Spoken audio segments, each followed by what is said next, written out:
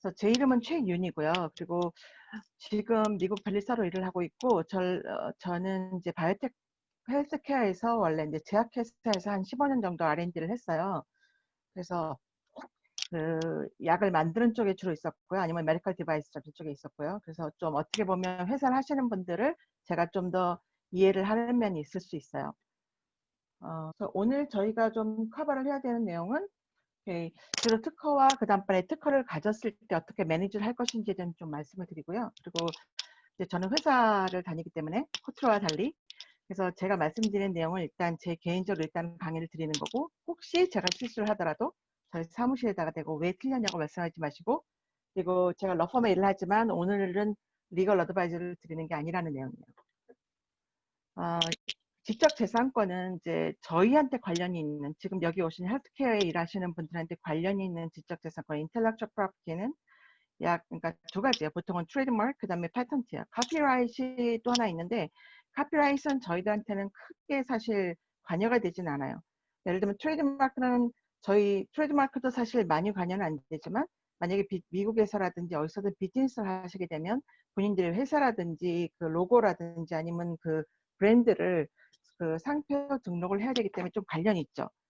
이제 그다음에 패턴트가 가장 많고, 이제 카피라이트는 어차피 나중에 터치를 안 하기 때문에 조금만 말씀을 드리면, 어떤 경우가 생길 수 있냐면 본인들의 테크놀로지에 대한 디스크립션, 왜냐 웹사이트 보면 그런 디스크립션이 많이 있으세요.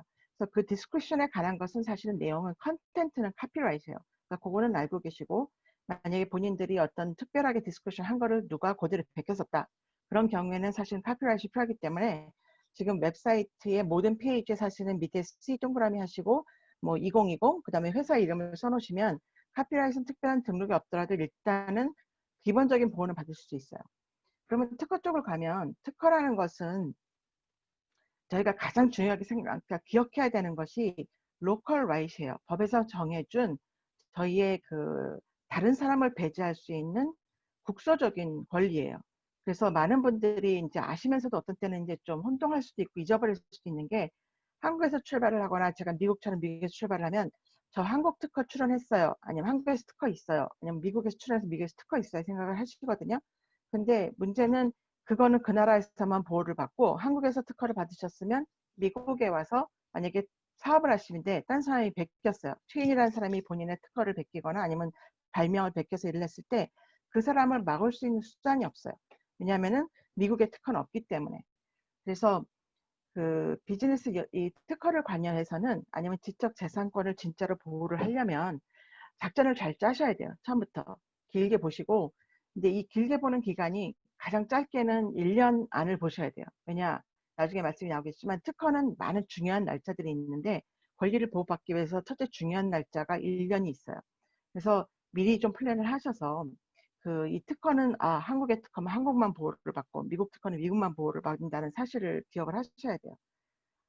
또 특허는 반면에, 그러니까 권리를 받는 반면에 또 우리가 해야 되는 일이 있어요. 안 됐지만 해야 되는 일이 뭐냐면은 저희의 발명을 그 공개를 해야 돼요. 네, 그럼 공개를 어디까지 해야 되느냐? 좀 전에 박다희 변호사님께서 트레이드 시크릿에 관한 말씀을 NDA를 통해서 이제 많이 말씀을 주셨는데, 그 트레이드 시크릿이니까 진짜 기술적인 어떤 비밀, 상업 비밀 같은 경우는 그 굉장히 중요한 게 있을 수 있죠. 왜냐하면 그 발명이 아니면 그 사업이 되도록 뭔가를 만들 수 있도록 정말 디테일한 것까지 말을 해야 되지만, 특허의 경우는 베스트 모드예요. 사실은 그것도 at the time of filing, 저희가 출원을 할 때에 그 당시로서 가장 최적이라고 생각하는 컨디션, 그거를 일단은 그래도 출원서에 제출을 해야 돼요. 출원 당시에는 그때 너무 거짓말을 하거나 숨기거나 그러면 안 돼요. 그래서 제가 옛날에 대학원 때 있을 때는 그 가끔 저희가 그런 농담을 했어요. 저는 유유학을 했는데 그 일본 특허가 나오면 저희가 어떤 물질을 만들려고 그럴 때 일본 특허가 나오면 저희가 이거는 정말 호플레스, 소용이 없다 그랬어요. 왜냐하면 일본 분들 특허는 너무 숨긴 게 많아가지고 그 특허에 나온 내용을 프로세스를 아무리 잘 따라해도 거의 그거를 리프로듀스 하기가 어려웠어요. 근데 미국 같은 경우는 그 리프로듀스가 어려우면 저희가 원하면 저희가 그 특허를 공격할 수도 있어요. 그렇기 때문에 그게 requirement에서, 그다음번에 그 특허는 내가 발명자야, 그렇기 때문에 누가 나한테 특허를 주겠지라고 앉아 계시면 특허를 주는 게 아니에요.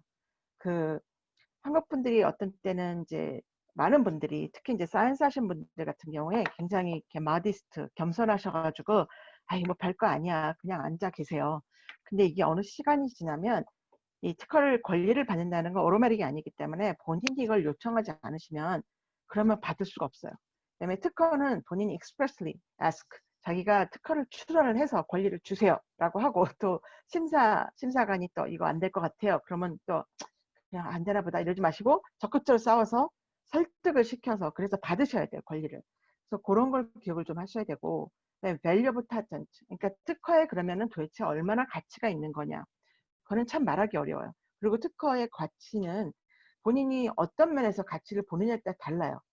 그러니까 그 특허의 그 value는 가치는 일단은 우리의 테크놀로지를 인벤션을 보호한다는 게 있겠죠.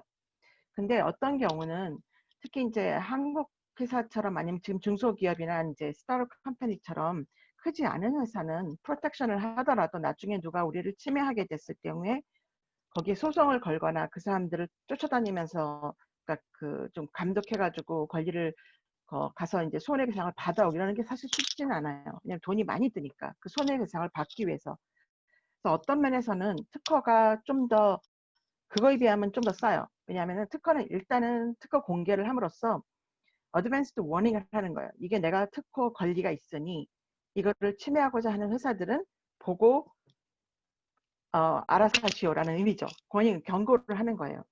그래서 그 경고의 의미로서는 사실은 그게 좀 80%라고 보시는 것도 좋아요. 왜냐면 일단은 최대한으로 우리가 나중에 소송까지 해서 아니면 누가 내 특허를 침해하고 있는지를 쫓아다니면서 보지 못한다 하더라도 최소한의 일단 다른 사람들에게 전 세계적으로 지금 전 세계죠. 누구든지 검색하면 나오니까 전 세계적으로 내가 이 발명의 주인이다 라는 거를 일단 공개를 하는 의미에서 좋고요. 그 다음번에는 이제 지금 스타트업 컴퍼니 하시는 분들 많이 계시거나 지금 중소기업 하시는 분 많으신데 그 이 자체가 직접 재산권 자체가 말한 대로 권이에요. 재산이에요. 재산, property. 그러니까 집이나 땅이나 이런 식으로 이거는 invisible property예요. 돈이 되는 거죠. 뭐냐면은 그 이제 많은 분들이 아마 펀드레이징을 많이 하실 거예요. 지금 그런 펀드레이징을 하시거나 IPO를 들어가셔 하실 때에 일단 다른 사람들이 퍼블릭에서 이 회사를 이벨리에이트 할 수 있는 좋은 근거가 되죠. 얼마나 특허가 있고 얼마나 그 보유된 권리가 있느냐를 봐요. 그래서 한편으로는 예를 들면은 아주 좋은 발명이 있다 하더라도 이 권리가 보장이 되어 있지 않으면 다른 회사들이 이거를 실체하려고 하지 않아요. 그래서 예를 들면 이제 라이센스 아웃 하려고 많이 하는데 우리가 라이센스 아웃 인을 하려고 하는 회사들이 특허권이 없다면 안 하려고 그래요. 아무리 좋은 약이라도. 왜냐? 자기네가 여러 가지 디벨롭ment, 특히 저 헬스케어는 디벨롭 하는데 굉장히 시간과 돈이 많이 들어요. 그러니까 노력도 많이 들고. 근데 그거를 다 하고 나면 다른 회사가 우리가 특허가 없다면 다른 회사가 그냥 거의 카피해가지고 금방 저희가 한 10년에 할 것을 1년에 그냥 따라잡으면 끝이에요. 그렇기 때문에 많은 분들이 아, 특허 돈이 많이 들고 그냥 뭐 특허 없이 라이센스 하겠다고 생각하시는 분들도 계실지 모르겠는데 저도 이제 미국 제약회사 일을 했지만 제약회사 측면 큰 회사에서 라이센스 일을 할 때는 특허권이 첫 번째예요. 그러니까 그런 면에서는 특허가 돈이죠. 그런 그 돈이고요. 그러면 이제 특허에 관한 디테일에 들어가기 전에 조금 이제 저희가 많은 혼동이 되는 부분을 좀 정리를 할게요. 특허를 얘기를 하면 저희가 침해를 생각하지 않을 수 없어요. 그러니까 특허와 침해의 관리는 그 관계는 뭐냐? 그냥 많은 분들이 내가 특허를 받았다고 하면 내가 남의 특허를 침해하지 않을 거라고 자신을 하세요. 그거는 not always true. 왜냐하면 심사관들이 열심히 하느라고는 해요, 심사를. 그래서 혹시 이전에 다른 사람이 특허가 있는지, 다른 사람이 이 발명을 공개한 적이 있는지, publication, 그거를 열심히 심사를 해요. 하지만도 그 특허의 그 권리라는 거는 사실은 이제 그 청구항에 달려 있거든요. 근데 청구항의 그 랭귀지에 따라서 좀 전에 박다현 변호사님도 그 NDA 같은 경우도 랭귀지가 중요하다 그랬는데 특허는 정말 거의 뭐 같은 리걸 수준으로 중요해요. 그래서 그 랭귀지를 그 청구항에 있는 어떤 단어가 어떻게 표현이 됐는지 아니면 청구항에서 실제로 청구가 된 권리를 받은 게 뭔지에 따라서도 이게 중요하기 때문에 그거에 따라서 어떤 때는 심사관이 저에게 다 검사를 하고 심사를 하고 특허를 허용을 했더라 하더라도 다른 사람과의 공동 집합이 생길 수 있어요. 그래서 만약에 저희가 특허를 받았지만 이전에 다른 사람이 저희보다 먼저 특허권을 가진 회사가 사람이 있다면 저희가 그 특허를 침해할 가능성이 있어요. 어떻게 보면 참 unfair라고 볼 수 있을지 모르겠지만 그게 이 두 가지를 따로 생각하셔야 돼요. 특허를 받는 거, 특허성과 그 침해. 왜냐하면 다른 사람도 모두 같은 방향으로 전부 다 그 남쪽을 향해서 쳐다보면서 특허를 받아요. 그런 다음에 남쪽에서 다시 북쪽으로 올라오면서 침해가 되는지 안 되는지를 그때는 검토를 해야 되는 시기예요. 방향이 다르게. 그래서 저희가 영어로 어떤 different hat라고 얘기를 하는데 모자를 다른 거를 쓰고 이거는 패턴트 할 때에 패턴트에 관한 스탠다드. 그다음번에 또 FTO, infringement 할 때 infringement에 관한 스탠다드. 그걸 또 다시 검토를 해야만 해요. 그래서 패턴터빌리티가 이제 특허를 받을 만한 거고, 인프린지먼트는 누구든지 패턴트를 받았고 안 받았고 상관이 없이 그건 잊어버리시고, 인프린지먼트는 남의 특허에 어쨌거나 남의 특허를 그 만들거나 사용하거나 뭐 이런 것까지 이해가 쉽죠. 근데 import 그냥 남의 특허를 그냥 수입해가지고 내가 우리나라에 판다, 아니면 투입해서 미국에서 판다. 그러면 미국의 특허를 침해할 수 있어요. 나는 정말 손 하나 까딱 안 하고 종이에 사인만 해갖고 수입만 하고 수입만 하더라도 그 세일만 하더라도 그래도 저는 특허 침해를 할 수 있어요. 그래서 이럴 때에 있어서 이제 또 많이 들으시는 얘기가 라이센스 아웃을 하시려고 할 때 어쩌면 상대편에서 freedom to operate opinion을 달라고 하는 경우를 많이 들으셨을 거예요. FTO라고 말을 하는데 FTO라는 건 뭐냐면 내가 그 자유로 실시할 수 있는 권한이에요. 한마디로 영어를 번역한 대로. 그래서 다른 사람의 특허를 침해하지 않는다는 그런 내용이죠. 하지만 이거는 사실은 거의 아무도 보장할 수는 없어요. 아무도 보장은 안 해요. 100% 개런티는 없어요. 그러면 이거는 뭐냐? 보통 이제 라이선스 하는 회사에서 원하는 게 리걸 어피니언을 달라 그래요. 그러니까 그 해당 나라의 변호사가 그 본인들이 리걸리 그 리저너블 서치를 통해서 어느 정도 정말 검색을 하고 분석을 하고 해석을 했을 때에 이 이 사업을 함에 있어서는 침해하는 특허가 없다라는 그런 법적인 이제 어피니언이에요. 그러면 이게 뭐 개런티도 안 되는데 왜 합니까? 개런티는 안 되지만 아까 잠깐 손해배상 이런 문제가 나왔는데 이제 특허를 침해했다는 게 나중에 이제 앞으로 만약에 장래에 어떤 특허 침해 소송에 걸리게 되셔서 침해를 어떻게 해서 우린 하느라고 했지만 특허 침해라는 판결을 받게 됐을 경우에 만약에 freedom to operate legal opinion을 받는다든지 아니면 최소한 계속해서 특허를 침해하지 않으려고 했다라는 노력이 보이면 최소한 의도적인 침해는 아니라고 생각해요. 근데 만약에 거기서 이게 그러면 사람들이 그냥 혼자 그냥 설치하죠. 그거는 사실 약할 수도 있어요. 왜냐하면 혼자 설치하고 회사가 그냥 했던 거를 증명을 해야 되니까. 그래서 가장 간단한 것 중에 하나가 FTO legal opinion을 받아요. 그러면 FTO를 이제 한 가지는 제가 전에 말씀드렸듯이 중요한 것은 그 해당 국가의 그 법조인에게 받으셔야 돼요. 그러니까 미국 특허에 대한 FTO를 받으시는데 한국 변호사님이 죄송하지만 그 리걸 오피니언을 주면 그거는 나중에 법정에 쓰이기가 좀 어려워요. 저도 예를 들면 한국에 있어서의 침해를 저희 클라이언트의 프로덕트의 침해 여부를 한국에서 제가 필요하면 한국 변호사님께 부탁을 해야 돼요. 그래서 그거를 받으면 한국은 물론 이제 침해법이 좀 손해배상 이런 게 좀 기준이 다르지만 미국 같은 경우는 이게 intentional infringement로 이거를 만약에 그 willing, malice 해가지고 악의적으로 알면서도 뭐 이런 식으로 그 willfulment라 가지고 자기가 정말 의도적으로 침해를 했다 알면서 침해한 거로 판정이 나면 손해배상을 맥시멈 그 3배까지도 받을 수 있어요. 실제 상황에서.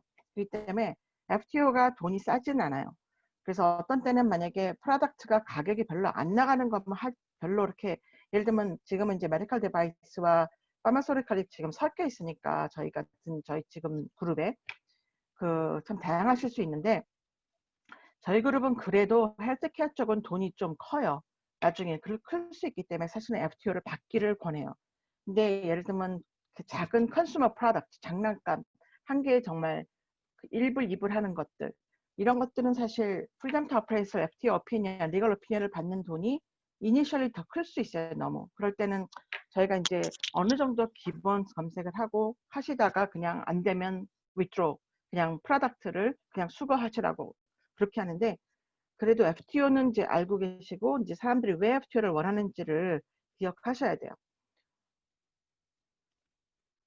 그러면 이제 미국 특허 시스템에 좀 들어가면, 미국 특허는 이제 Provisional Application Design Utility Plant가 있어요. 그러니까 이제 저희한테 주로 관련이 되는 것은 Provisional Application과 Utility Patent예요. 그러니까 Provisional Patent는 가출원이에요. 그 Provisional Patent는 이제 일단 파일을 하고 1년 후에 Utility Patent로 그 정식으로 내야 돼요. 왜냐, 디자인 패턴트는 가출원이 없어요. 그렇기 때문에 프로비저널 패턴트는 유틸리티 패턴트 그 연계가 되는데, 한국도 요즘 가출원이 생겼어요. 근데 한국의 가출원과 미국 가출원은 의미가 좀 달라요. 왜냐하면 한국의 가출원은 처음에 출발할 때부터 가출원은 아니에요. 한국에서는 일단 출원을 했다가 1년 후에 거기다 보정을 해서 만약에 새로 출원을 하게 되면 계속해서, 그러면 그게 가출원, 첫 번째 출원이 가출원으로 이제 명기가 돼요. 그래서 가출원 했던 것은 공개가 안 돼요. 그리고 두 번째 출원이 진짜 출원이 돼요. 1년 후에. 미국의 가출원은 프로비저널 어플리케이션은 지금 트롤리 가출원이에요. 진짜로 가출원이에요. 뭐냐면 그 프로비저널 어플리케이션은 에센스 오브 인벤션만 집어넣으면 돼요. 거기에 뭐 비주얼, 고지알 그 다 안 하셔도 되고, 리퀘어먼트가 상당히 적어요. 인벤션의 정말 중요한 그 핵심을 다 표현할 수 있다면 왜 그게 리퀘어먼트가 없느냐? 프로비저널 그 어플리케이션을 낼 때의 목적은, 우리가 특허를 쓸 시간은 없는데 이 발명은 중요하다. 이거를 빨리 좀 받아야겠다. 날짜를. 출원 날짜를 받아야겠다. 왜냐? 출원 날짜를 먼저 받는 사람이 임자예요. 지금 이제 두 번째 있듯이 first invention이 먼저냐, 파일한 사람이 먼저냐인데, 지금은 거의 모든 전 세계 국가가 먼저 특허청에 빨리 뛰어가서 먼저 출원을 한 사람이 임자예요. 그 사람이 발명을 가장 먼저 했다라고 간주를 해요. 그렇기 때문에 그 날짜를 받기 위해서 프로비저널 어플리케이션, 가출원을 미국에서 권장을 해요. 그러면 프로비저널 어플리케이션의 의미가 뭐냐? 나중에 유틸리티를 했을 때에 진짜 가출원 시에 우리가 얼만큼의 발명을 공개를 해서 신청 시에 얘기를 해서 그 사람이 그 프로비저널 어플리케이션에서 이 발명이 정말 그 날짜에 베네핏을 받을 수 있느냐예요. 그렇기 때문에 프로비저널 어플리케이션은 본인 마음이에요. 나중에 여기다 너무 적게 집어넣으면 나중에 유틸리티 패턴트를 할 때 이 날짜 심사 중에 이 날짜에 문제가 있을 수 있어요. 하지만 또 프로비저널 어플리케이션은 시간을 봤을 때 내일 당장 중요한 미팅이 있는데 거기서 아무래도 이 중요한 데이터를 집어넣어서 발표를 해야, 아니면 다른 회사와 미팅을 하는데 NDA는 체결을 했지만도 만약의 경우를 대비해서 이거를 출원을 하는 게 좋겠다고 생각하면 정말 슬라이드 하나를 넣어서라도 출원을 할 수 있어요. 그래서 프로비저널 어플리케이션은 그런 면에서 그 사용 좀 그 이용을 하시는 게 좋아요. 그 베네핏을. 그래서 가능하면 이제 저희 쪽에 그런 일이 많이 일어나요. 예를 들면 뭐 IT나 이렇게 컨슈머 프로덕트가 가는 쪽은 사실 많이 없어요. 그 프로비저널이 중요하지 않을 수 있어요. 왜냐하면 그냥 그 마지막 파이널 프로덕트가 사양 같은 게 스페시피케이션이 정해지고 빨리 정해지고 또 이제 그 마켓으로 가는 경우가 많기 때문에. 근데 테크놀로지 드리븐 인벤션, 그러니까 특히 저희 바이오 같은 경우는 사실 발명하고 실제 프로덕트가 나가는데 시간이 엄청나게 걸리죠. 그렇기 때문에 시간은 걸리기 때문에 중간에 하는 일이 많아요. 뭐 FDA하고 미팅을 한다든지, 뭐 아니면 뭐 포텐셜 파트너하고 미팅을 하든지, 매니팩처한테 하든지. 바이오 요즘 바이올로직스가 많은데 바이올로직스 매니팩처한테 갖고 일일이 그 매니팩처링 프로세스를 다 얘기를 해야 되는지, 프로틴의 뭐 프로세스가 다르니까 여러 가지를 해야 돼요. 그렇기 때문에 프로비저널 어플리케이션은 출원비가 그 일반 출원비의 정말 5분의 1 정도밖에 안 돼요. 그렇기 때문에, 그리고 리퀘어먼트가 별로 필요가 없기 때문에 이거를 그 미국 변호사 상담하셔가지고, 만약에 날짜를 빨리 받아서 우리가 출원 날짜를 시큐어 해야겠다, 이걸 좀 찍어놔야겠다, 그러면 프로비저널 어플리케이션을 유틸라이즈 하시는 게 좋아요. 미국이 이전에는 first invent가 그 인벤션으로 그 억셉트를 받았어요. 뭐냐면은 내가 출원을 10년 전에 했던 발명을 갑자기 오늘에서야 잠이 확 깨가지고, 어제 텔레비에 보니까 삼성에서 이러이러한 발명이 광고가 나오던데, 이거 내가 10년 전에 발명해놔서 노트북에 적어놓은 거야. 그래서는 오늘 가서 특허청에 출원을 해도 옛날에는 제가 10년 전에 발명했다는 거를 증명할 수 있으면 제가 특허를 받았어요. 그럼 삼성 특허는 어떻게 되느냐? 그냥 살아는 있죠. 근데 삼성이 만약에 우리한테 이거를 침해했다고 소송을 하게 되면 제가 미리 발명했고 미리 쓰고 있었다는 거를 증명할 수도 있는 그런 입장이었어요. 근데 이게 바뀌어서 미국도 이제 글로벌리제이션이 돼요. 그래갖고 그 전 세계가 하모나이즈 돼가지고 이제는 출원 위주예요. 그래서 일단은 출원을 먼저 한 사람, 먼저 파일링을 한 사람이 특허를 받고 그 사람이 먼저 발명을 했다라고 쳐줘요. 그러면 이제 어떤 분이 꼭 물어보시는 게 있어요. 저희는 워낙 발명 위주였기 때문에 그러면 같은 날 출원을 하면 어떻게 됩니까? 그래서 저희가 한때는 그러면 시간을 따질까? 막 그 생각도 했는데 시간을 따지는 것 같지는 않아요. 그렇지 않고 제가 알기에는 같은 날 출원 날짜를 받게 되면 그러면 이제 그때는 진짜로 발명을 누가 먼저 했느냐를 따져야 돼요. 그래서 이제 많은 분들이 저희처럼 실험실에 일하시는 분 많죠 지금. 그러면 실험실 일하시는 분들이 이제 물어봐요. 출원 날짜면 그럼 앞으로는 노트북, 실험실 노트북 이런 거 열심히 관리 안 해도 되겠네요. 그러시는 분 있어요. 안 그래요. 왜냐하면 나중에 여러 군데에서 특히 미국 시스템에서는 여러 군데에서 실질적인 발명이 언제 일어났는지 아니면 발명이 정말 일어났는지 이런 걸 증명해야 되는 시간이 많아요. 예를 들면 특허 침해 때문에 남을 소송을 해야 된다.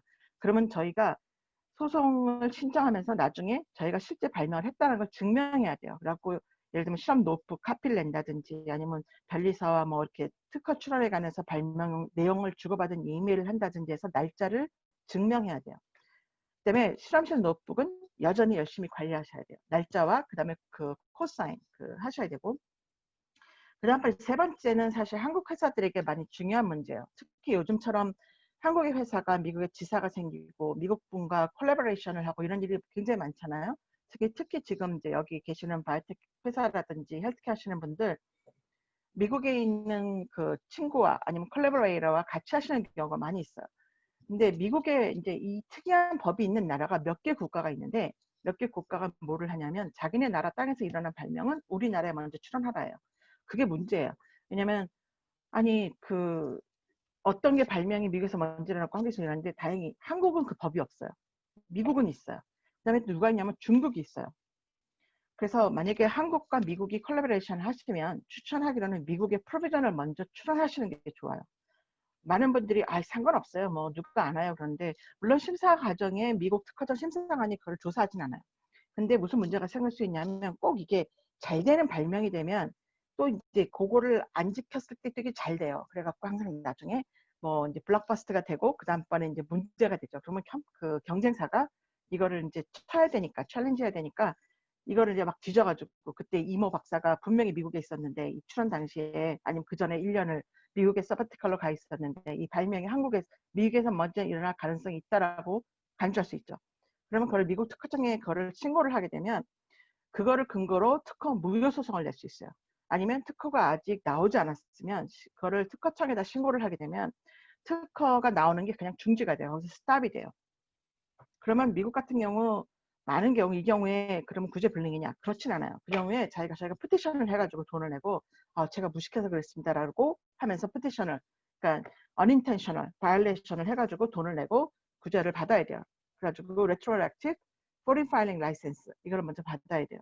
이 때문에 그 콜라보레이션 있는 경우 많이 미국에 하시는 게 좋고 그리고 이제 지금 이제 저희 뉴욕 호출에서 하는 이런 이제 행사를 하시는 거 보면 미국에 사업을 하실 가능성이 많으신 한국 회사들은 프로비저널 어플리케이션을 그냥 미국에 먼저 내시는 거를 권해요. 그리고 또 하나는 프로비저널 어플리케이션은 꼭 영어로 안 내도 돼요. 그렇기 때문에 한국에서 명세서를 준비를 간단한 인벤션을 준비를 하신 다음에 미국에 그냥 프로비저널 어플리케이션을 한국말로 내셔도 돼요. 그렇기 때문에 특별한 많은 에포트를 하지 않고 할 수 있어요. 여기서 중요한 거는 차이나도 같은 법이 있어요. 그래서 만약에 차이나와 같은 콜라보레이션을 하시거나 아니면 뭐 거기에 연구소가 있거나 하신 분들은 조심하시고 중국의 이런 법을 잘 아시는 분, 변리사 중에 믿을만 하신 분과 같이 콜라보레이션 하셔가지고 그거를 파일링을 잘 해야 돼요. 사실은 중국 법이 미국 법보다 더 엄해요. 그래서 미국은 나중에 구제가 가능하지만 중국은 거의 구제가 불가능해요. 그래서 그런 거를 좀 관리하셔야 돼요. 그 다음번에는 그러면 특허를 받으려면 그럼 뭐 어떤 게 특허를 받느냐 이제 특허를 받는 심사의 스탠다드죠. 그래서 특허성이라고 보통 얘기를 하고 어떤 때는 이제 발명을 저한테 보내시면서 이게 특허성이 있을까요? 특허를 받을 수 있을까요? 등록할 수 있을까요? 뭐 말씀을 하시면서 이제 물어보세요. 등록은 사실은 받으려고 하면 자기가 쪼개서 받으면 받을 가능성이 많아요. 근데 흑백 논리는 없어요. 근데 미국에서 이제 대충 이러한 스탠다드에서 기준에 의해서 특허를 줄까 말까를 결정해요. 근데 그 중에 이제 이게 넘버 순서는 아니고 첫 번째는 좀 중요도라고 할까? 이제 그런 면인데 patentable subject. 첫 번째는 이게 특허를 받을 수 있는 거냐 아닌 거냐예요. 그다음에 요즘 가장 바이오텍에서 핫한 분야가 예를 들면 gene, naturally existing gene. 옛날에는 isolate 한 것만으로도 isolated라는 말만 쓰면 특허를 받았어요. 근데 이제는 그 isolation이 워낙 어렵지 않기 때문에 요즘은 nature에 존재하는 것들을 그냥 단순히 거기서 열심히 정말 땅과 돈을 들여가지고 그걸 isolate 했다고 해서 purify 했다고 해서 그냥 특허를 받지는 못해요. 대부분의 경우는 못 받아요. 그래서 대부분의 경우는 natural gene은 지금 DNA라든지 시퀀싱을 한 거라든지 아니면은 뭐 내추럴 그 프로덕트를 뭐 특히 한약 그 제제에서 그 약제에서 그 아이솔레이트한 거 이런 것들이 특허를 받기가 어려워요. 거기 네이처에 존재하는 것과 똑같은 형태라면 어려워요. 그래서 그런 게 어렵고 그다음에 definitely enabled 특허는 모든 사람에게 다 권리 줄 수는 없어요. 왜냐하면 독점권을 너무 많이 주면 이게 상업이 안 돼요. 특허는 돈이거든요. 그렇기 때문에 특허는 그 definite 해야 돼요. 내가 온 우주를 다 내가 암을 치료하는 모든 약을 특허를 받을 수는 없어요. 암을 치료하는 어떤 약을 특정 약을 받아야 되고 이전에는 이것도 됐는데 이제는 암의 종류가 많다는 걸 특허법에서 알게 됐어요. 그래서 암도 모든 암 이렇게 하면 받기가 참 어려워요. 왜냐하면 이제는 똑똑해져서 우리가 한 약이 모든 암을 치료하는 건 거의 불가능하다는 거 알죠? 이제 잘못하면 이제 앞으로 인더 퓨처에는 아시다시피 암이 지금 모노테라피는 잘 안 되거든요. 그래서 이러다가 제가 걱정하는 게 만약에 앞으로 장래에는 이게 모노테라피로는 안 되나 이런 싶은 생각도 있어요. 그리고 또 하나 enabled. 저희가 어느 정도는 이게 현실 실현 가능한 발명이 돼야 돼요. 예를 들면 여기서 그냥 달나라까지 걸어가는 방법. 언젠간 되겠죠. 아니면 여기서 달나라까지 헬리콥터를 타고 가는 방법. 언젠간 될 수 있어요. 만약에 한 1000년쯤 뭐 100년쯤 후에 될 수도 있겠지. 뭐 IT 일하시는 분들 말씀하시겠지만 아니면 뭐 10년 전에 예를 들면 이렇게 지금처럼 컴퓨터를 통해서 비디오로 화상회의를 하는 방법. 이런 게 뭐 10년, 20년 전에는 어쩌면 안 될 것 같은 얘기일 수 있어요. 만약에 그 당시에 심사하는 분이 안 될 것 같은 얘기면 특허를 못 받아요. 그거를 프루브하기 전에는. 그때 컴퓨터 프로그램을 써가지고 증명을 해야 돼요. 그래서 지금 같은 경우 저희가 뭐 앞으로는 혹시 그냥 밥만 먹어도 저희 한국 사람들 잘하는 거 있잖아요. 뭐 밥심이 힘이고 뭐 밥이 약이다 뭐 가지고 밥만 먹어도 암을 치료하는 방법. 뭐 이게 혹시 되지 않을까? in the future 생각하셔갖고 특허에다가 밥을 먹어서 암을 치료하는 방법 이렇게 특허를 제출하면 아마도 현재 같은 경우는 거절 사유가 여러 가지인데 이제 예를 들면 definite 밥의 종류가 뭐냐 옛날엔 밥이면 흰쌀 하나였는데 요즘은 밥의 종류가 많죠. 잡곡밥, 흰밥, 뭐 야생 찹쌀 뭐 많아요. 그렇기 때문에 indefinite 너무 broad하다 끝이 없다라고 해서 거절될 것이고 enabled 밥만 먹어서 암을 치료한 거를 보기에는 거의 안 될 가능성이 많죠. 지금 현재로는. 그렇기 때문에 거절될 수 있어요. 근데 이거를 만약에 되게 하려면 이렇게 밥의 종류를 한정을 해요. 흑미 50%, 백미 50% 한정을 한다든지 enabled 이 50%, 50%의 잡곡밥을 먹었을 때에 암 환자가 치료된 거를 쭉 그걸 아니면은 암세포가 죽여진 거 아니면 암세포를 가진 동물 테스트에서 암이 줄어든 거 이거를 만약에 증명해서 내실 수 있으면 그러면 특허를 받을 수 있어요. 일단 이 부분은 거절 사유는 해소가 돼요. 그러니까 다시 얘기하면 저희가 실험이 없다 하더라도 보기에 맞아 이 아이디어는 왜 생각을 못했지? 하지만 현재 테크닉으로 봤을 때에 이거는 충분히 가능해 라고 생각을 한다면 실험이 없다 하더라도 특허를 enabled라고 받을 수 있어요. 실험 가능성. 하지만 실험이 없는데 정말 enabled가 아닌 것 같아요. 정말 헬리콥터를 타고 달에 가는 건 도저히 안 될 것 같고 그냥 흰밥만 먹어가지고 암에 치료하는 거 안 될 것 같다. 심사한 생각을 하면 못 받아요. 그러면 이 거절이 나와요. 그다음에 세 번째, 네 번째가 가장 많이 받는 이제 거절 사유. 세 번째는 novelty, 신규성이 있어야 되는데 이건 사실은 좀 거절을 해소하기가 쉬워요. 왜냐하면 저희는 그건 좀 잘 알아요. 사이언스 하는 사람들은 이게 알려졌는지 안 알려졌는지 신규라는 말을 쓰진 않았지만 이전에 known, unknown으로 분리를 딱 해서 만약에 known이면 안 되는 거 알고 unknown이면 되는 걸로 알아요. 그래서 신규성은 그렇게 극복이 쉬운데 의외로 non-obvious 맨 마지막에 있는 103 그러니까 이 진보성 거절이 참 어려워요. 이거는 나라마다 스탠다드가 다르고 미국이 one of the 가장 그 어려운 나라 중에 하나예요. 미국 특허청이. 그래서 그게 어렵고 그 다음번에 또 그 심사관에 따라도 다를 수 있어요. 왜냐하면 진보성 얼마나 비슷하냐거든요. 근데 비슷하냐는 사람마다 이게 다 다르죠. 그래서 그냥 여기에 대한 가이드라인이 엄청 많아요. 어떤 게 비슷한 거고 안 비슷한 거고 아니면 판례도 엄청나게 얘기를 들어요. 그러면 이걸 어떻게 극복을 하느냐? 그거는 내가 비슷하긴 하지만 다르다라는 걸 증명해야 돼요. 그래서 사이언스 하시는 분들이 두 가지예요. 하나는 제 발명 이게 좋아요. 그래갖고 오세요. 특허를 하세요. 하는데 거기서 그러면 이전에 알려진 이 비슷한 방법에 비해서 얼마나 다릅니까 우리가? 그러면 뭐 그렇게 많이 다르진 않은데 어쨌거나 그냥 프로덕트는 좋아요. 이렇게 말씀하시거든요. 그렇게 하시면 안 되고 이 전에 프로덕트에 비해서 조금이라도 다른 점이 있으면 그것 때문에 사실은 이 발명이 정말 효과가 더 좋거나 그 결과가 더 좋을 수 있어요. 그럼 그게 발명이에요. 그게 진보성이에요. 그러니까 그런 조금이라도 다른 점을 기억을 하시고 찾아내셔서 본인의 발명에 대해서 emphasize를 해주셔야 돼요. 그래서 이런 것들이 특허를 받느냐 못 받느냐를 결정해요. 지난번에 처음에 말씀드렸듯이 특허를 출원하는데 중요한 날짜들이 있어요. 첫째는 발명을 했어요. 그런 다음에 이제 그러면 한국에 파일을 할까? 한국이냐 뭐 미국에 파일을 할까? 출원을 할까? 막 생각을 해요. 그리고 그다음에 1년쯤 지나면 아니면 1년 안에 우리가 소위 말하는 우선권 출원이라는 걸 할 수 있어요. 예를 들면 미국에 가는데 아니면 국제적으로 PCT를 가는데 근데 우리가 하지만 내가 미국에 출원은 2020년에 하지만 2020년 6월 3일에 하지만 한국에 2019년 6월 3일에 했다. 그럼 미국 심사에서 우선권 주장을 보고 이 사람의 발명은 2019년 6월 3일에 일어났다라고 인정을 해주는 거예요. 그게 우선권이에요. 그렇게 해서 1년이라는 날짜가 상당히 중요해요. 그래서 1년 안에 만약에 본인이 이거를 그냥 할까 말까 하시다가 이걸 지나갔다. 그러면 요거는 구제불능이에요. 사실 미국 같은 경우도 거의 구제불능이에요. 이 클레임은. 그렇기 때문에 이 1년 안은 정말 잘 생각하셔서 빨리 액션을 취하셔야 돼요. 그래서 누가 저한테 한국에 이거 특허를 출원하고 준비하다 보니까 한국 특허도 받았고 뭐 사업이 괜찮고 말씀을 하세요. 그러면 제가 첫 번째 물어보는 게 한국에 특허 출원 언제 하셨어요? 아니면 한국에 공개가 됐나요? 이렇게 물어봐요. 그러니까 만약에 우선권 주장 못한다면 최소한 우리 거가 공개가 되지 않았으면 우리는 미국에 출원하면서 오늘 날짜를 받을 수도 있어요. 그러니까 그런 1년이 중요하고 18개월쯤 되면 이제 공개가 돼요. 그럼 무슨 얘기냐면 공개가 될 때는 다른 사람들도 이 특허를 알게 된다는 거를 아셔야 돼요. 이 발명을. 우리가 아직 발명을 다 컴플릿, 퍼펙트 안 했는데 다른 사람들도 이제는 제 기본 발명을 볼 수가 있어요. 그래서 어떤 때는 다른 사람이 이 공개를 보고 제 오리지널 발명을 조금 고쳐서 조금 임프루브해서 새로 특허를 출원할 수도 있어요. 그렇기 때문에 어떤 경우는 내가 이 사이에 만약에 많은 임프루먼트가 있었다. 뭔가를 정말 많이 바꿔서 그래도 아까 얘기한 신규성, 진보성 이런 걸 봤을 때 내가 증명할 만큼 바뀌었다. 그러면 이 18개월 공개되기 전에 한 번 더 출원을 하시는 방법도 있어요. 물론 우선권 주장 날짜를 못 받을 수도 있지만 그런다 하더라도 일단 공개가 되기 전이기 때문에 제 특허가 제 발을 밟는 경우는 없죠.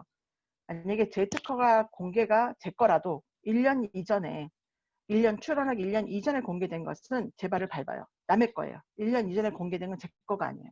왜냐? 특허청에서는 일단 공개가 되면 1년 동안 사람들이 봤으면 다른 사람들도 특허를 출원할 똑같은 기회가 있다고 생각을 해요. 어퍼추니티가 있다고 생각해요. 그리고 이제 차츰차츰 이렇게 되고 이제 PCT 출원한 후에 각 나라를 들어가는데 이 중에 빨간색이 좀 중요한 날짜예요. 뭐냐? 하지 말아야 되는 날짜. 예를 들면 데이터 오브 퍼블릭 유스. 저희 경우는 이게 좀 드물어요. 근데 지금 제가 오늘 오시는 회사들의 프로파일을 보니까 예를 들면 AI라든지 IT related 아니면 medical device related 컴퍼니가 꽤 있으신데 그런 경우 사실 가능할 수도 있어요. 왜냐하면 많은 경우 medical device 어떤 인스트루먼트라든지 그런 경우는 병원에서 일단 테스트 하시는 경우가 많이 있어요. 아니면 이거 아는 병원에 부탁해서 의사님 이거 한번 써보시고 괜찮나 봐주세요 하실 수도 있어요. 그게 실험의 의도가 아니고 그런 일이 많이 발생을 해요. 그런데 이 데이터 퍼블릭 이게 만약에 퍼블릭에서 진짜로 공짜로라도 팔지 않았어요 해도 공짜로라도 퍼블릭에 쓰게 되면 특허를 신청하기 어려워요. 그렇기 때문에 그때는 실험용은 괜찮아요. 그러니까 기기를 하시는 분들 만약에 누구의 부탁을 해서 피드백을 받으셨다면 그거는 true public use가 아니라 experiment라고 기록을 하시면 돼요. 그래서 그런 게 필요하고 하지만 누구에게 팔았다. 기계를 돈 받고 팔았다. 그럼 끝이에요. 그러면 미국에 안 팔았는데요. 상관없어요. 전 세계에서 세일을 했으면 미국에 특허 출원을 했을 경우는 물론 아까도 얘기했지만 심사관이 몰라요. 근데 심사관이 나중에 알게 되면 그 특허는 취소될 수 있어요. 그래서 그 프로덕트 세일즈 그 돈을 받고 팔으시면 이제 그 단계가 어려워져요. 그 다음번에 그러면 이제부터 조금 빨리 갈게요. 미국의 특허를 출원하는 방법이 여러 가지가 있어요. 그리고 출원할 때 조심해야 되는 게 있는데 아까처럼 PCT를 통해서 들어오는 경우가 있고 아니면 PCT를 통하더라도 이렇게 갖고 PCT를 우리가 일단 출원 한 번 했다고 생각을 하고 우선은 그 저희가 그냥 컨이나 바이패스라는 거를 통해서 들어올 수 있어요. 그 다음에 또 한 가지는 만약에 미국 내에서 다른 어플리케이션이 같이 존재를 하면 비슷한 테크놀로지가 있으면 사실 미국 변리사님한테 알려놓으시는 게 좋아요. 그냥 미국에는 디스클로저 의무가 있어요. 그걸 숨기면 안 돼요. 그 다음에 오너십, 누가 오는지, 인벤터십, 발명자가 상당히 중요해요. 미국은. 발명자들이 그 한국과의 그 스탠다드가 달라요. 그렇기 때문에 발명자가 누구여야 되는지에 대해서는 미국에 출원하시게 되면 다시 한번 재검토를 하셔야 돼요. 그 다음번에 많은 분들이 이제 여기처럼 중소기업을 하다 보면 발명자가 회사를 떠나서 어떤 때는 등지고 떠나는 경우도 있어요. 그래갖고 출원을 해야 되는데 내가 발명자는 그 사람 발명자인데 그걸 거짓말하고 싶진 않은데 그 사람한테 사인을 받을 수가 없다. 그런 경우는 지금 오너가 사인을 할 수 있어요. 근데 여기서 중요한 거는 그 오너십을 증명하기 위해서 그 채용을 하셨을 때 employment, 그러니까 직무 발명에 관한 내용을 처음에 관계를 맺으실 때에 해놓으시는 게 좋아요. 그 직무 기간 동안에 일어난 발명은 그러면 그 우리가 그 회사가 오운한다. 그거를 미리 해놓으시는 게 좋아요.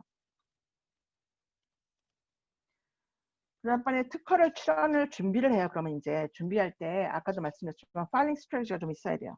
무조건 출원하시고 그냥 1년 동안 받아놓으시고 이러면 안 돼요. 좀 전에 얘기한 대로 특허를 출원하면 앞으로 그럼 어떻게 할까? 1년 후에 어디를 가고 갈까 말까? 같이 출원을 할까? 안 할까 말까? 한국을 먼저 할까? 미국을 먼저 할까? 이런 거 모든 거를 그냥 당연하게 생각지 마시고 준비하시고. 랭귀지. 미국 출원은 그 한국어 출원이 가능해요. 처음에. 그러니까 너무 두려워하지 마시고 준비가 안 됐을 때 먼저 한국어 출원하고 영어 번역을 나중에 제출할 수 있어요. 그런 거. 그다음에 이제 명세서 안에 뭐를 넣을 것이냐. 가능한 많이 넣으세요. 왜냐하면 그 나중에 저희가 청구항을 심사받을 때에 그 명세서 스페시피케이션은 저희 아미니션이에요. 총알이에요. 그다음에 쓰셔야 돼요. claims.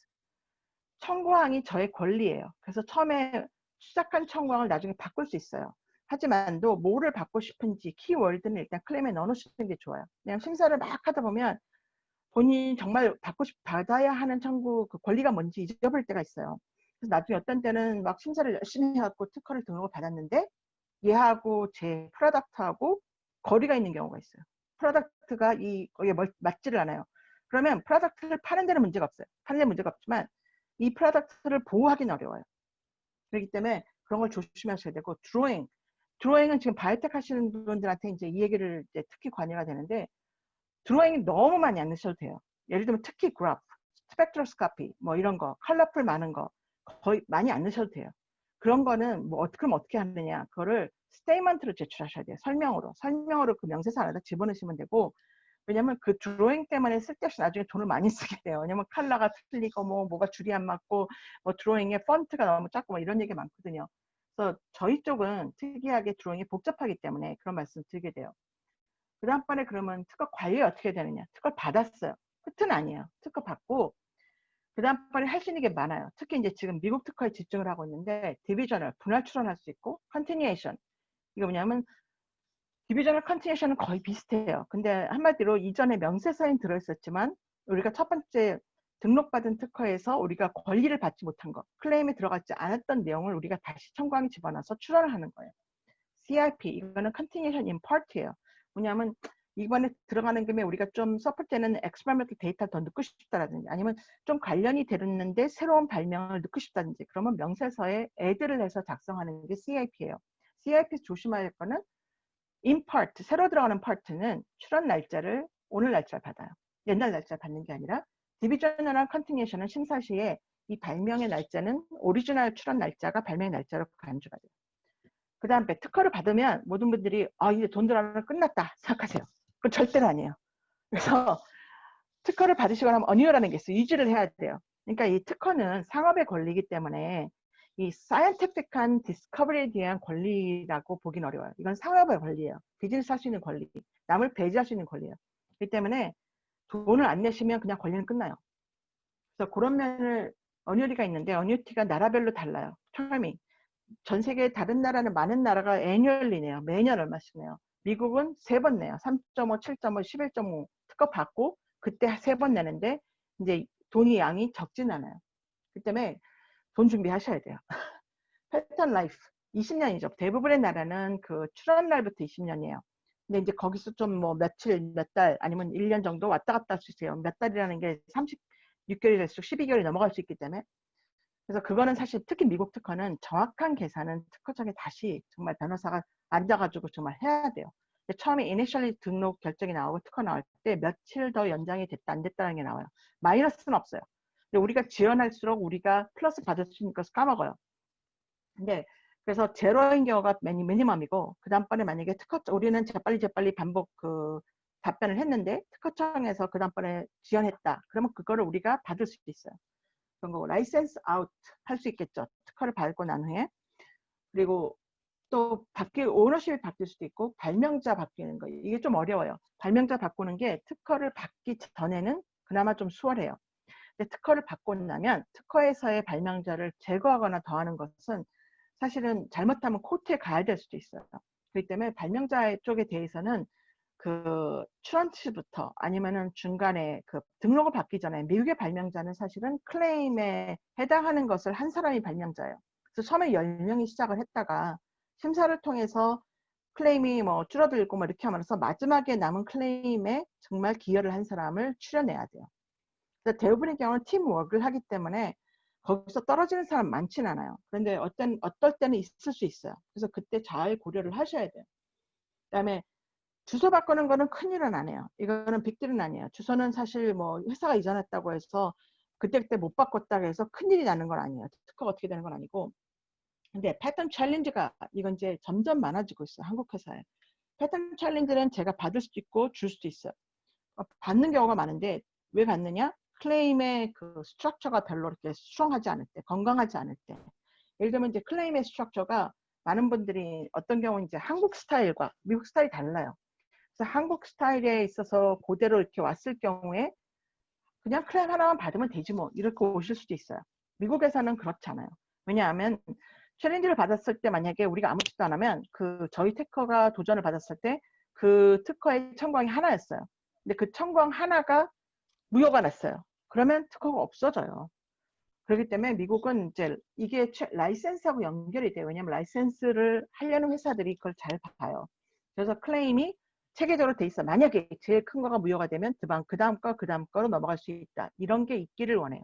그래서 그런 관리를 좀 할 필요가 있고 그 사업을 위한 특허 관리인데 이게 그 그러니까 아까 말씀드린 대로 발명자 이런 걸 하셔야 되고 그 다음번에는 이제 특허를 받을 것이냐 안 받을 것이냐 그리고 맨 마지막에 스마트 IP 돈을 처음에 사실 이니셜리 더 쓰셔서 출원서를 잘 쓰시고 하는 게 그리고 그런 게 나중에 돈을 적게 써요. 그래서 그거를 비즈니스를 관점에서 보셔야 돼요. 그다음에 그럼 마찬가지로 그러면 출원을 할 거냐 말 거냐 항상 고민에 빠져요. 이게 특허성이 좀 적다는데 많다는데 특허를 출원할까 말까. 미국식은 무조건 출원하라 그래요. 왜냐? 출원을 하면 일단 your possibility is more than 0%. 근데 출원을 안 하면 it's zero. 그렇게 얘기를 해요. 그렇기 때문에 특허성이 높지 않다 하더라도 저희 특히 바이오텍 같은 경우는 높지 않다 하더라도 출원해서 펜딩을 시켜놓으면서 일을 진행하는 것이 그리고 특히 스타트업 같은 경우는 여러 가지 그런 뭐 인베스트먼트 이런 걸 봤을 때는 출원을 하시기를 권해요. 제가 돈을 벌고자 하는 게 아니라 저한테 안 하셔도 되는데 출원을 하셔야 그래도 가능성이 생겨요.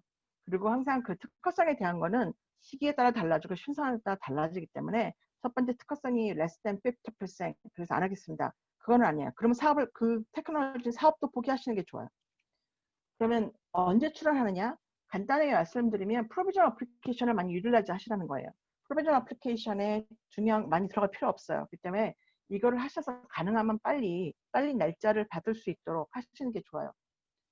그러면 특허에 대한 오해. 법원시도 사는 특허는 없어요. 특허를 달라고 해야 돼요. 그다음에 오픈 이노베이션 하시는 경우 요즘 많이 하시는데 다큐멘테이션을 잘 하셔서 누가 발명자고 누가 오너십인지 잘 하셔야 돼요. 그래서 오픈 이노베이션을 사실 특허 변호사들 그렇게 좋아하진 않아요. 그다음에 국제 특허 없어요. PCT라는 거는 국제 특허 공개를 위한 거지 특허를 권리를 받는 것은 아니에요. 오해하지 마세요. 특허가 있는지 출원을 하셨는지 확인하시고 특허가 없으면 아직 권리가 없어요. 그러니까 딴 사람에게 뭐라 하기가 좀 어려워요. 한국 특허와 미국 특허 다르고요. 심해 가능성, 특허를 받은 것과 상관없이 가능성이 있습니다. 발명자, 회장님은 발명자 아닐 가능성이 많아요. 특히 이제 지금 중소기업은 사실 회장님이 발명자인 경우 많아요. 거꾸로 CEO들이 대부분 발명자신데 또 하나는 거기서 중요할 것은 회장님들 중에 제가 아는 클라이언트 한 분이 자기가 본인이 CEO니까 본인이 인벤트에서 빠졌어요. 계속. 근데 그렇진 않고 회장님도 발명자면 확실하게 그냥 발명자, 직위에 상관없이 발명자와 아닌 사람을 구분해야 돼요. 한국 지사, 한국 회사 미국 지사, 아까 말씀한 대로 미국에서 일어난 발명 미국에 먼저 출원하셔야 돼요. 그러면 서머리로 보면 지적재산권은 비즈니스예요. 때문에 돈 준비 많이 하셔야 돼요. 나중에 저희처럼 지금 여기 스타트업 바이오 헬스케어 그 컴퍼니처럼 테크놀로지 컴퍼니인데 나중에 하다가 특허를 포기하게 되면 라이프라인이 끊어지는 거예요. 때문에 많이 준비하시고 그리고 이게 비즈니스라고 생각하셔야 돼요. 지금 여기 계신 많은 분들이 아마 아니면 이제 작은 회사들은 CEO 분들이 발명자 오너인 경우가 많아요. 그 발명자인 경우가. 그럼 나중에 이 특허를 제가 발명자인데 제가 권리를 갖는 게 맞죠라고 너무나 이렇게 퍼스널 어태치먼트를 가지고 계세요. 근데 그것과 비즈니스의 니드를 생각하셔서 비즈니스 디시전을 하셔야 돼요. 그다음에 그러면 어떻게 비즈니스 디시전 하느냐? 내 고울이 뭔지, 비즈니스 뭐를 하려고 하는지를 보셔야 돼요. 그래서 그거를 잘 생각하셔야 돼요. 내가 사이언티피컬리 오리지널 첫 번째 발명자고 첫 번째 사이언티스트라고 해서 이게 어떤 경우는 꼭 이거를 계속하지 않을 필요도 있고 아니면 하려면 어디셔널 스텝을 밟아야 된다는 걸 기억하셔야 돼요. 내가 모든 사람이 내가 첫 번째로 이걸 한 사람이라는 걸 전 세계 사람이 알아주는 거 아니에요. 오케이. 아무튼 긴 시간 들어주셔서 감사하고 질문 있으시면 하시고 아니면 최수로 주셔도 됩니다.